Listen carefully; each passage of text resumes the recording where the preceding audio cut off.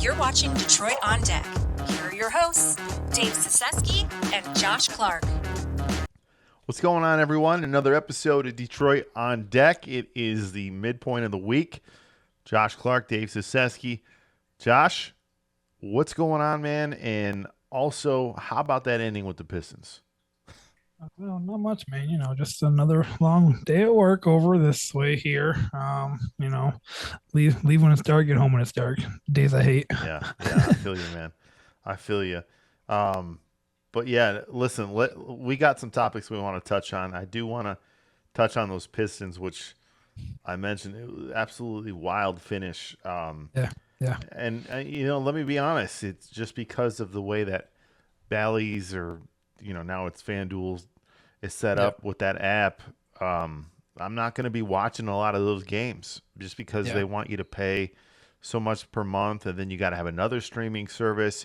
And then they came out with something today that I want to ask you with them. And here's what it was. So they are going to now allow people, fans, whatever you want to call them, to watch these games a la carte. So like you can buy each game and it's $7 per game, or pay the like $21 per month and watch unlimited Pistons. But like $7 a game, who is that even for? Like who does that even appeal to? Right, like who's paying that? Like you're talking 15, 17 games a month. Yeah. If not more, if not more. You mean you're better off paying $21 at that point? Yeah. I was literally thinking to myself, I'm like, who in the heck is that for? Like who's getting one game? You know what I mean? Like who's buying one game? That's probably somebody that, unfortunately, it's someone that's older that has no idea, what they're doing in terms of streaming. And, I don't know. I don't think it appeals to anyone. Because, like, then think about, say you're a Lakers fan, but you love the Pistons. Okay, you buy that game. So you pay $7. And then say you're like, oh, I want to see them play, Golden State, right? Okay, you buy one more game. Oh, 14. You might as well pay for the membership at that point. So, like, I don't understand that. I think it's kind of stupid, but they did have that out there. I think it's a company that's rebranded itself, but let's be honest, they've bankrupted themselves as well because of the way that they handled things with Major League Baseball, with NBA. It's been kind of embarrassing, and I think that's why they went away from Bally Sports, because they were just mismanaged. So what do? They bring somebody else in there. They try to rebrand it with this FanDuel thing, which, hey, look, everybody loves FanDuel, but, like, it's the same people running the show, so it's kind of a – it's going to be the same hot mess. Yeah, it's a hot mess, so I don't know. But let's start the show with the big news. The Pistons get a win, man. Rarely do we lead with Pistons, but the way they won, they came back. They've got 5 wins already. They're going for win number 6 against the Bucks tonight. They look so much better. They're a fun watch now. The young guys are playing good ball. Duran's been playing really good. He gets that lob last night. They're down by 2. Cade lobs it up out of bounds to Duran. Perfect play. Yep. And I love, like, right after that, if you watch Cade, you see Duran celebrating. He dunked it. Cade's all business. He's not like they won the championship or anything. He just, like, he's happy, but, like, he's not going crazy. And I'm like, that's what I like to see from these guys. Like, hey, it's not about those little things. They want wins. They want wins, and it's a different team, and they're focused more. And then after that, Spoelstra, who's been through everything. He's one of the top 4 coaches in the league. I mean, he's an incredible coach. I put him second only behind Greg Popovich. Well, there you go, right? Like, I didn't know where he stood with you, but yeah, I mean, like, he's incredible, right? Like, like, I remember years ago when LeBron wanted him fired, and Pat Riley was like, yeah, no, you can go. Right. And he's done great things since then.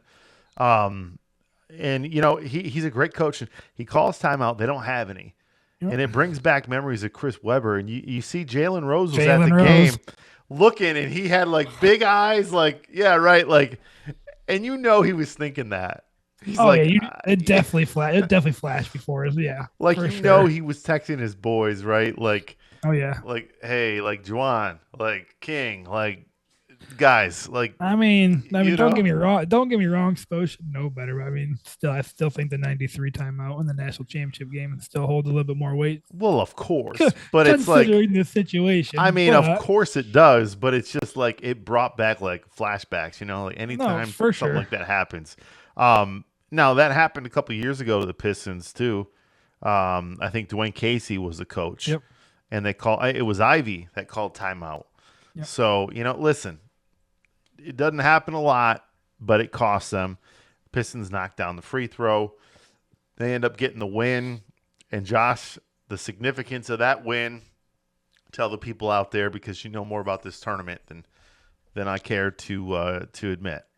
I mean, I really don't know much about it either. But I mean, anytime you can get a win against, a veteran laden team like the Miami Heat is always good for a young up and Yeah, coming team like the Pistons. they're better. Like you said, it keeps them alive in this Commissioner's Cup thing. Again, going tonight against the Bucks, I believe, in another Commissioner's Cup game. Yeah, So I mean, and the Bucks ain't who they have been in the past. I mean, if you can get another win against a division rival who you're currently ahead of, that's also huge. And this is also a championship. Dominant team that has aspirations to once again get there. So it's going to be a good measuring stick for sure to kind of see where they're at. I think it's speaking of the Bucks, like I think somewhere Coach Bud is like smiling from No, yeah, ear to like ear. Or like they got rid of him and they're like, oh, we're gonna bring in Griffin, which even he was yeah, way better, and then we're gonna go to friggin' Doc Rivers, and he's been absolutely atrocious. And yeah. the thing around the league with Doc Rivers is, you give him a lot of talent, and he still won't do it. Right? Doc Like he's been atrocious everywhere he's gone except for he really Boston. has. Well, Except for Boston, Orlando maybe to honestly. begin his career too, though, right? Oh Like he yeah, was when coach of the year, He had McGrady, I believe. He had right? Grant Hill a couple of years. But like players, stars, I mean, it's well known around the league. Oh Like yeah, he doesn't win. yeah, You know what I mean? Like he's been atrocious since he's been there. yeah. Budenholzer was always getting criticized. They're like, oh, he just doesn't play defense, or he doesn't his plays are like, dude won a championship, okay? Right. And here's the thing about the Bucks, you're really wasting the prime years of one of the top 5 players that I've gotten to see in my lifetime. Just the way he plays and impacts the game. Now, there's guys out there that are better players, in my opinion, but I think in terms of the way that Giannis impacts the game, it is incredible. Like he can do that. He has a way of doing it. He won that championship, man. He won that championship. He had guys that were decent players, but like you had Bobby Portis and company. Like I think Bledsoe, or not Bledsoe. Why am I saying Bledsoe? I think help me out. Point guard now with Boston. Drew Holiday was Oh yeah, was he's a like the big key. glue of that. But Oh like yeah, I'm just saying, in my opinion, and it is my opinion solely, and I don't think there are a lot of people that are going to call me crazy. He's a top 10 talent to ever play in this league. He's incredible. Giannis is incredible. He's transcending. He's everything that Kobe said he was going to be. And he won a championship. But in my opinion, they're wasting his prime years there. They held on way too much to, obviously a couple of their veterans there. I mean, they got rid of Jrue Holiday, which was silly, and they brought in Lillard, and I knew that was bad. I mean, you had a Well, team that won on defense, and then you went and got Lillard. yep. I'll tell you right now, and it's not going to be a popular opinion either. Just my opinion as well here. I truly feel like this trade is kind of Denver a la Detroit again all over. 100%. Chauncey for AI. Jrue Holiday is the better player in this trade Agreed. because of what he did for the Milwaukee Bucks. What do you do with Yeah. Boston? Same exact thing. Plays good, solid defense. And champion in year 2 Yep. with the team. Like the guy just goes where he does. He does what he's asked, and he plays his role perfectly no matter where he's at. Dame. Don't get me wrong. He's top 75, 100 player all time. Yeah. But But he's That's all all the about dude. Dame. But that's all the dude does. He's all about Dame. He's only about offense. He doesn't play a lick of defense. He just wants to shoot the ball, and he complains when he doesn't shoot the ball. So Yeah, and he shoots from the logo, and let's be honest, like when it goes in, it's fun. But like I've But seen this- him brick it like Oh, many yeah. times. Like for sure. And while we're on the topic of the Bucks right now, this is my NBA hot take of the year. If the Bucks are out of it come the deadline, Giannis won't be a Buck anymore. yeah, I mean I could see him being moved, but the thing is he's gonna want to go to a big market. I see him going to the Knicks or something. I mean, the mean- Knicks. I mean, Miami would be perfect too. Honestly, I've heard he actually wants to go to Miami. That's what see, the rumor is. I hadn't heard that. I just think Yeah, it's a great fit. there was a rumor out there. You'll find it anywhere you look. That he's interested in Miami, and who wouldn't you know who, be? and you know who really has the young talent to acquire him as well? OKC. Golden State Warriors. Well, and that would be scary, right? I Like mean, that if would be you- scary. I mean, you can give up a Buddy Hield, a Jonathan You know- Kuminga, a Moses Moody, a first-round pick, and all of a sudden we're in business. Like, I won't get too nerdy with it, but I will say this: did you know that Jonathan Kuminga was the main reason that Paul George did not end up there? They said they wouldn't throw in Kuminga in the deal to bring Paul Well, George. I wouldn't either. Here's the thing: I wouldn't either because Paul George has been declining, but I think Steph wanted it because, like, I feel like No, yeah. he was always, he was in the off season. He was talking like he was gonna leave. Like, you're not See, leaving, dude. And that's kudos to that organization, though. You know, like you have your star players saying you want something, but you got to understand as well, like, hey, you're 32, 33 at the end of your career. Mm-hmm. Kuminga's a young talent for our future. Like, we're not gonna. I agree. We're not gonna give it up for 1 or 2 years. Like, Nah, and that teams don't do that anymore, man. Right. But listen, we'll see. Pistons have been fun to watch. I think they got the right coach in there. Bickerstaff's been incredible for them. They look like they're having a good time, and people might be like, "It's the NBA. I don't care." Yeah, they hated it last year. Like everybody hated being there. Yeah. Cade was starting to get Like to the they point didn't- where it felt like he might want to be traded. right, and they didn't get their 5th win until I believe like December 10th or 11th. It was late, Like yeah. something crazy like that. Like, right? So- So they're not It bad is- right now. so it's nice to be right around 500. All right, topic 2, man. Jake Bates. He just got an award. He was recently named the NFC Special Teams Player of the Week, and that came out today. Yep. I mean, you and I both said we're like he deserves it, dude. Like he's that good, and it had me wondering, Josh. Now I'm not going to say Jake Bates is automatically already one of the best kickers that the Lions have ever had, but he's probably already in the top 5 in my opinion. And people are like, that's a little early, but like I wanted to come up with a list, and I think we're going to have the same guys. I really do, because What are we like doing, top 5, top 3. I mean, I can probably give you my top 5. No. Number 1 for me is Jason Hanson. Yeah. Jason Hanson is incredible. Mr. Agreed. Consistent. He could kick from anywhere, and you knew he was going to come through. And that was many years when it was really lean in terms of talent in Detroit. He was like our lone Pro Bowl guy back to he. Yeah, year I after think year. there was a couple years in there where he was actually the team leading scorer, which is sad. Which is sad, but that's what he did. Now, second for me, and this is just me, but hey, if you want, this isn't just our lifetime that we've seen, because some of these guys, we've never seen. But second for me is Matt Prater. I think when he came there, it was after a couple guys had come after Hanson, and he really just kind of put a calmness on the position. And you're like, okay, it was coming after Denver just traded him. He had gotten in trouble for, I believe it was DUI. And they gave up on him pretty early. And you're like, okay, I know he's got a big leg. He always did, when Tebow was there and stuff. And he'd help with some of those comebacks. He'd get like 50, 55 yarders like all the time. The thing with me was like, okay, that's where it's mile high. Right. It's just different there, right? But he was incredible, would hit long kicks. He was here for 6 years and really just did a great job, and he's still doing a great job with Arizona. However, he's hurt right now, and he's 40 years old, so he's at the end of his career. Number 2 for you? Number 2 is also Matt Prater. Yeah, yeah, I mean, those two, I think it goes without saying. Those are the best that we have probably seen. yeah. I mean, there's another guy out there, but he wasn't in our lifetime that I'm looking at right now. Me too. I got him. Based on his stats alone, Don't say it yet. Don't say it. I'm not gonna say it, but there could be an argument for him to be probably the best the Lions have had. But like we're talking about our lifetime, so I'm excluding this guy from the list.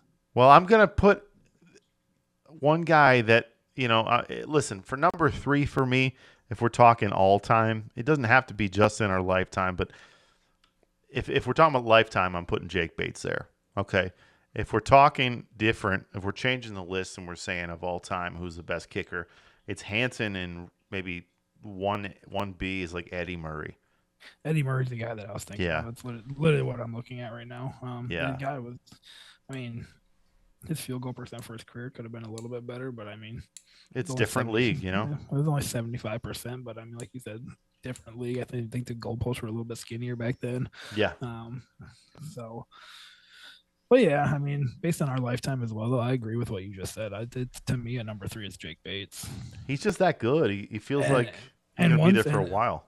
And honestly, once he shows that he can do this on a bigger stage, like the postseason and potentially a Super Bowl, which Hanson has never done. Yeah. I mean, he did in the playoffs. He did in the playoffs. Don't get me wrong. Yeah. But he never did in the Super Bowl is what I'm referring to here. Right. I mean, there would be an argument at that point then for Bates being the best kicker if he can keep on this trajectory of making 80 to 90% of his kicks, which he's currently doing.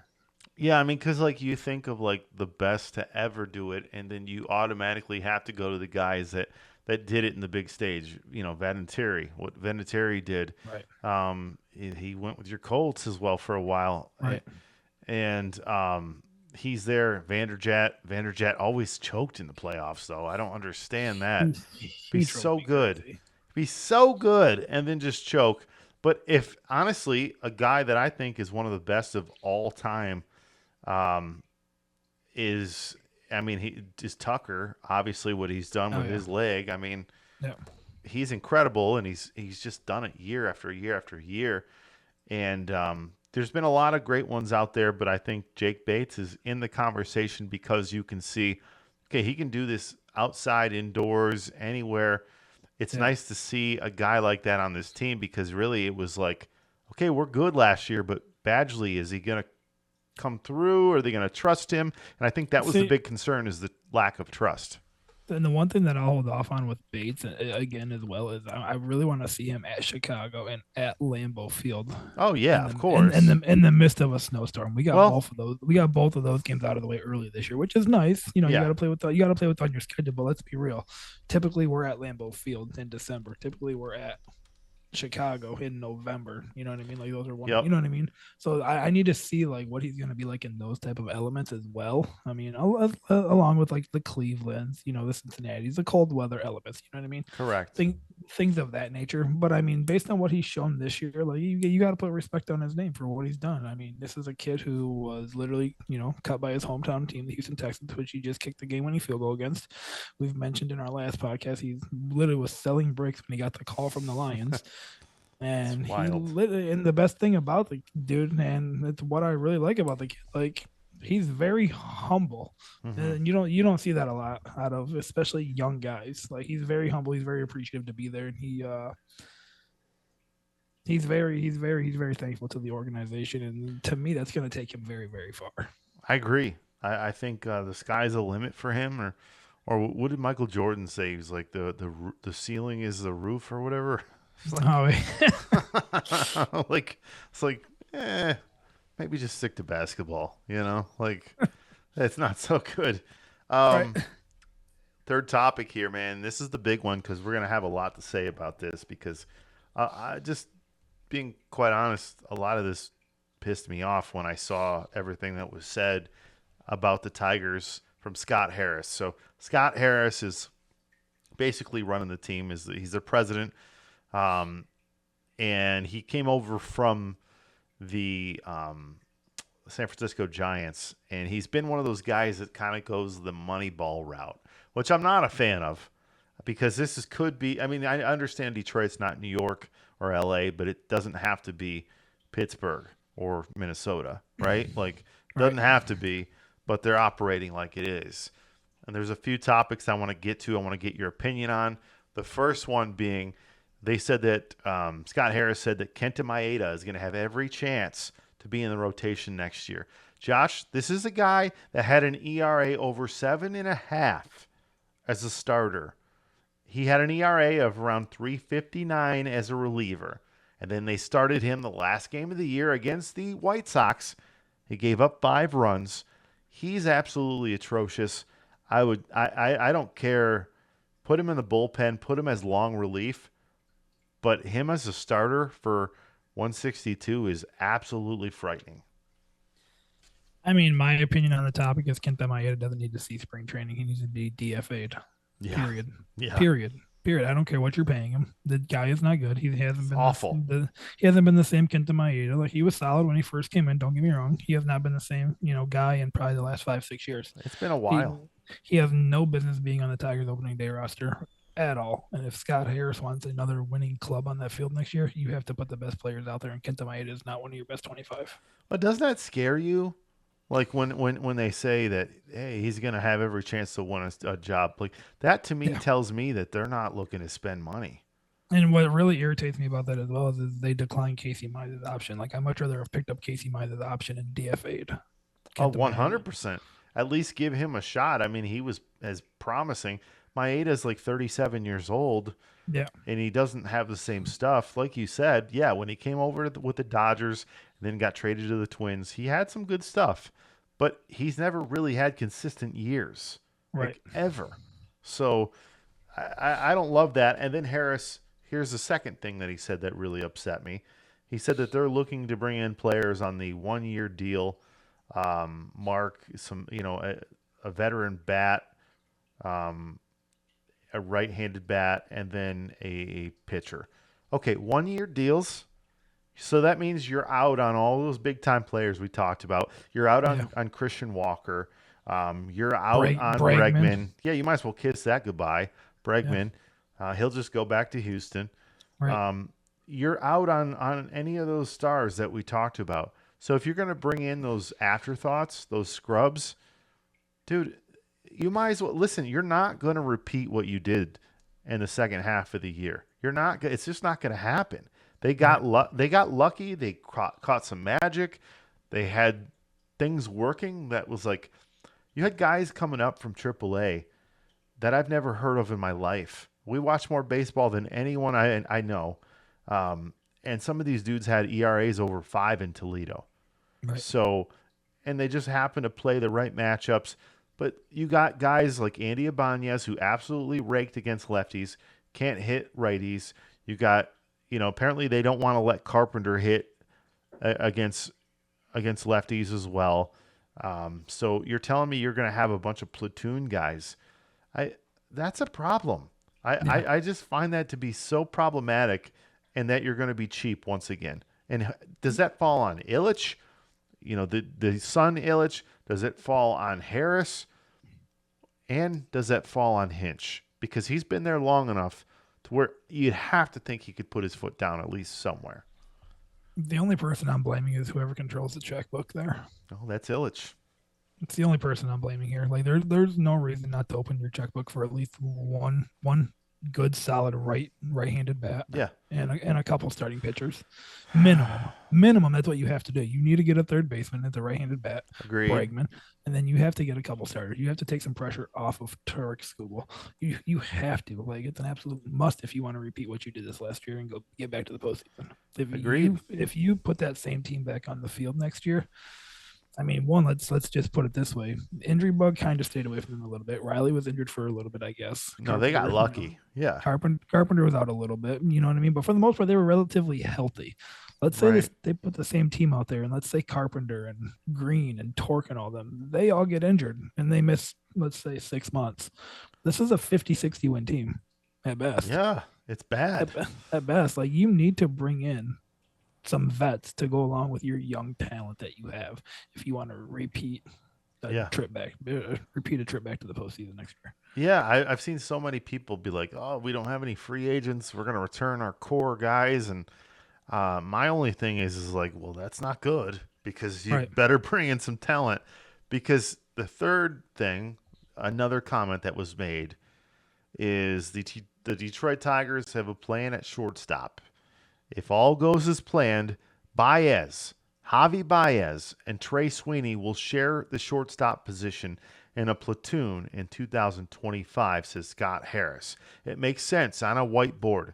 President of Baseball Operations Scott Harris said at the general manager meetings in San Antonio, we'll see how they perform and how they respond. First, we have to get Javi healthy for that to even be a possibility, but I feel better about the shortstop position now than I did as of 5 months ago. And what I say about that is you can't possibly put Javi Baez on the field anymore. After what we saw, I love him, man. But like he was literally, by Fangraphs, the worst baseball player in all of the major leagues. And it wasn't even close. I mean, the guy strikes out, like he strikes out like 6 out of 10 at bats. He's just not good anymore. And I love Javi Baez. However, he cannot turn on a baseball anymore. He's aged faster. His glove is not nearly as good as it used to be. Trey Sweeney, in my opinion, has to be your starter. And even if Trey Sweeney is your starter, I'm a tad concerned because he's what, Josh, a 240 hitter with some pop? I was gonna say I think he finished last year even. I think he was subpar 200. Yeah, which isn't good. I mean, defensively, don't get me wrong. I agree with you. Sweeney has to be the guy if we're talking just straight up fielding. And let's remember, like this team also, like they made a good run too because of that defense that they played. No, I'm all good with that. But to get back to the Javi point of this side of it, if we're going to put Javi on the field, let's move him back to his natural position, which is second base. He came up through the minor leagues as a second baseman. He only switched over to shortstop because Addison Russell, in his Cubs years, got hurt. Yeah. And later DFA'd. They brought in Ben Zobrist to play second base, so they kept Javi at short. Well, he got hurt and he got in trouble, right? Right. His natural position is second base. And what good does that do for the team of the Tigers? It would allow him to help Colt Keith mature, learn the position properly, things of that nature as well. Learn from a vet instead of just being thrown out there and being like, okay, here I am, like he was this last year. Which, in my opinion, he kind of looked lost at times. I mean, listen, I don't love him at all on the team personally, but agreed. Here's a couple things about it. One, the players love him. They absolutely love Javi. That's been proven. And when he showed up for that series with Cleveland, he was there, and I guess the clubhouse just erupted. They loved the guy. He's a baseball guy. I mean, he's been great, but here's the problem: he's not nearly the same guy. Baez hit 184 with 6 homers, 12 walks, and 70 strikeouts in 80 games. I mean, he's never walked much, but the thing is. Yeah, he always swung at the slider that was, 6 feet out of the box. He's always done that. However, he was hitting 30, 40, 25 bombs and making, El Mago plays, right? At shortstop, and everybody's like, this guy is incredible. If you've never seen Javi Baez at the top of his game, go look at his Cubs years, and he was an absolute wizard. He was. Yeah. And even his Mets stint there wasn't bad. He was not good at the end, but the problem is this team's the organization is afraid to spend money. He's owed $73 million over the final 3 years of a 6-year, $140 million deal. Okay, he'll earn $25 million in 25, followed by 24 and 26, and then another 24 and 27. That's a bad contract. However, people need to realize that bad contracts are all over baseball. Miguel Cabrera, bad contract, but would you do it in a heartbeat? Of course you would. Shohei Ohtani is a bad contract, in my opinion. It's Shohei Ohtani, bad contract. Juan Soto is about to get 15 years with the Blue Jays. People are like, why would the Blue Jays do that? He's 25. Because it doesn't matter. He's going to change. He's going to change your fans. He's going to change everybody that goes and watches that. They're going to fill the stands. Javi Baez was supposed to be a superstar that was going to bring fans back and excite them to come back. The problem is he's just had injuries after injuries, and things have caught up to him. I don't think it's all his fault. I think he loves the game. I think he wants to be great. But I think the body sometimes says it's over. And I think that he's just declined a little bit faster. What are your You know, thoughts? no, I agree for sure. I think the injuries over the course of his career, just the style of play that he plays, kind of reckless and careless a little bit, Yeah. has definitely caught up with him. But I mean, if we're being 100% honest, I mean, we've kind of alluded to this in the past too. I think he picked the wrong team to come to via Oh, of free course agency. he did. I This mean, this stadium. Comerica Park is a nightmare to hit in. When you It's when you expect a guy to hit 30 home runs, like you're not going to get that out of a guy like Javi Baez who hit 40 at Clark. a smaller Yeah, you know about Wrigley. that, man. Listen, man. Like, I mean, if anything, he should have stayed in New York. He should have Yeah. stayed with he should have went to the Yankees.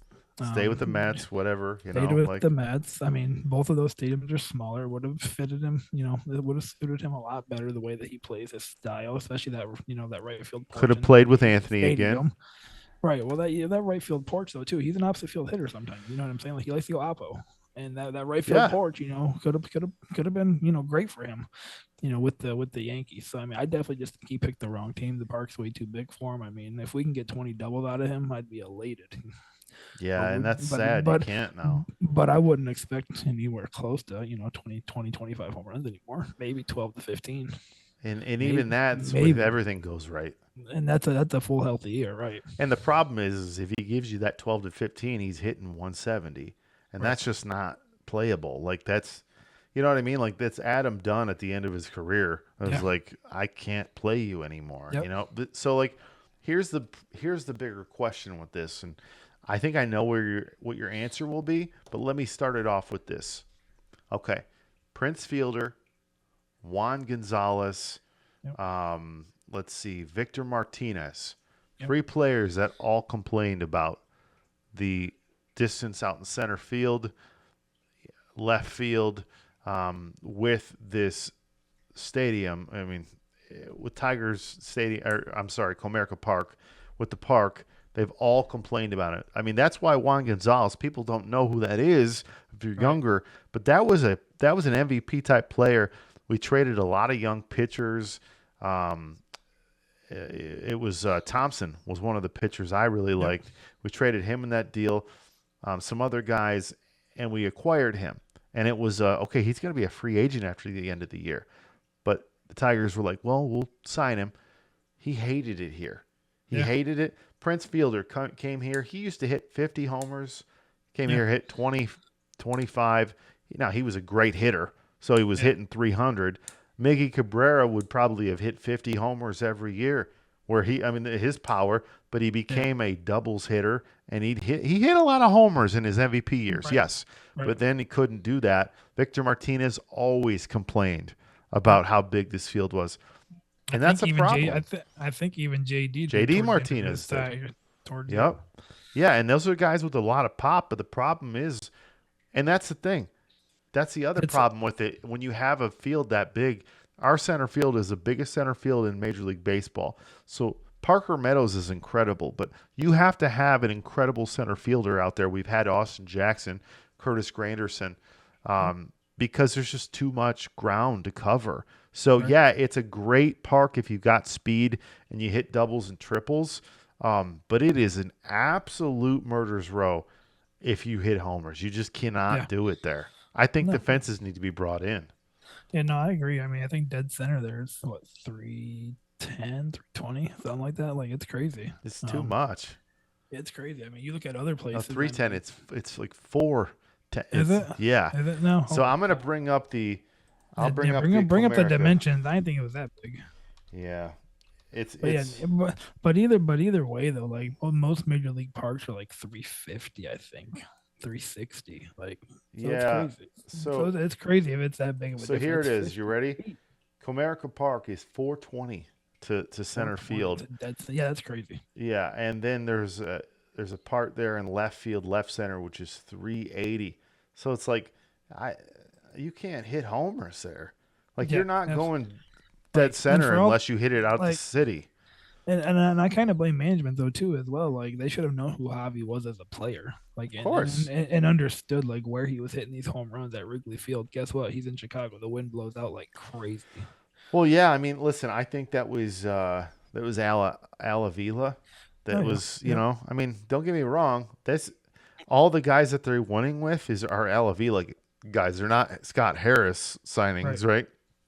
Matt Vierling is, they Right. traded for him, but like, I it does not look like very promising. And those Yeah. three things that I brought up, they don't want to spend.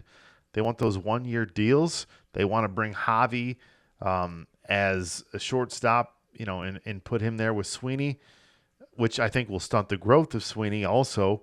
Yep. And then three, they want Kenta as a starter. And if you know anything about Kenta Maeda, he's been done, like you said, for the last 6 years. He's not. Yeah, He's been cooked. he's been bad. I think his best year over the last 6 years is like maybe just under a 4 ERA. Yeah, Maybe. that's like your fifth starter. You don't Right. want that. Like, As come an, on, and if we're being honest right now, if you're bringing him back, he'd probably be our number two, Josh. He's got to be your number two. I which mean, is well, I mean, scary. I Scary. I mean, you got Reese Olson. I do like Reese Olson. yeah, but he ain't ready he's- though. He still needs time. I agree. Right. Casey Mize. Hopefully, we can bring him back. I do like him as a number three, number four option, but he needs to stay healthy. But That's who his- else? Who that's else, his dude? issue. After that, you really have Do you nobody. play with the fact of bringing mean, Matt Manning here? Matt Manning. I mean, Matt Manning, you got to bring back up from the minors, right?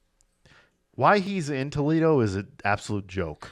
No, yeah, He's I rotting. agree. Especially with what you have in your starting pitching. Like you needed him in your lineup or your pitching rotation in the playoffs last year, 100%. Yeah. He's a guy who's gonna give up for probably 2 to 4 runs to start. Let's just call it what it is. Yeah, But that's fine. 7 He's, Ks. he's also going to give you 6 to 8 Ks. He's also Yep. going to give you probably 5 to 6 solid innings. Yep. to Every get you night. to get you to your back end of your bullpen, which is where your strength has kind of been the second half of the season. Those are the type of guys that you need to bring here. Just 5, 6 solid innings to get you to the back end of your bullpen. You need to get your Nate Robertson. That's your guy right there. Exactly. So- Your Drew Smileys. Like those are the type Right. of guys you need to get to bring back here. We're running out of time here, so we're going to sign off, but we're going to continue this conversation this weekend. We'll finally have a weekend pod. Clark, let's go watch the Pistons. Hopefully they can get that win number 6. And, maybe over the night the Tigers will go sign Juan Soto, and if not, the Cubs can do it. Okay? Right. Fingers crossed. Yeah. All right, man. Peace, All right, brother. Peace. Bye. Be sure to like and subscribe to our page for more Detroit content.